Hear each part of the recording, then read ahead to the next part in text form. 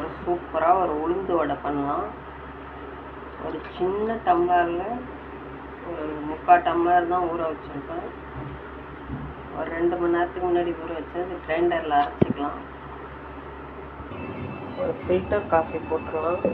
Coffee தூள் இதேமாரி silver டப்பில் போட்டு வைங்க, அப்போ தான் நல்லா வாசனையாக இருக்கும் கடைசி வரைக்கும். இப்போ டிகாஷன் போட்டுடலாம்.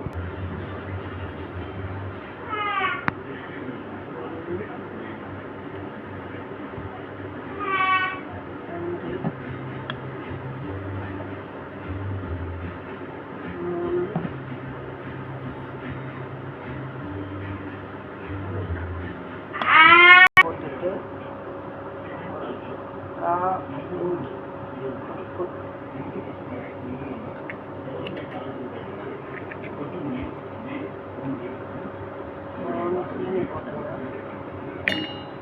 தண்ணி இதுமாரி நல்லா கொதிக்கணும்.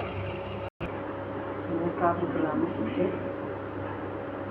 ஃபஸ்ட்டு ஒரு ட்ரிப் தண்ணி ஊற்றிடுங்க. ஊற்றிடணும்.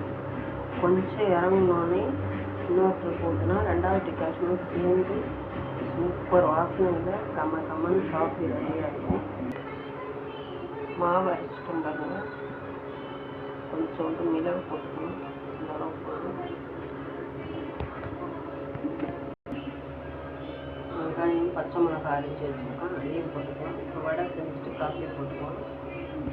பச்சை தண்ணியில் கை நனைச்சிட்டு ஒரு வடை செஞ்சு எண்ணெயில் போட்டுக்கலாம். இந்த அளவு டிகாஷன் ஊற்றிட்டு காஃபி போட்டுடலாம். வடை ரெடி ஆகிடுச்சு. கருப்பு உளுந்து மொறுன்னு இருக்கு பாருங்கள் வடை. கருப்பு உளுந்து வடை சூப்பராக இருக்கும். கிரைண்டரில் தான் நான் அரைப்பேன், மிக்ஸியில் அரைச்சி பார்ப்பேன், சரி வர மாட்டேங்குது. எப்போதுமே நான் கிரைண்டரில் தான் அரைப்பேன். தேவை நல்லா கிறிஸ்பாகவும் இருக்கும், செம்ம சாஃப்டாக இருக்கும். அதில் நல்லாயிருக்கும். அதில் பால் கொதிச்சிட்ருக்கு. காஃபி போட்டுருவேன்.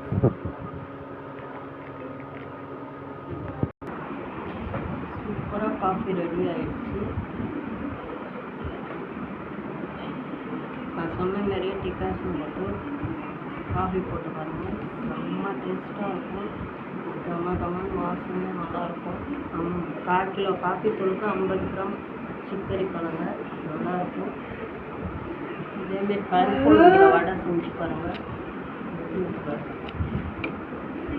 நல்லாயிருக்கும் டேஸ்ட்டாக. சாம்பார் தொட்டுக்கிறோம், தேங்காய் சட்னி வேணாலும் நல்லாயிருக்கும்.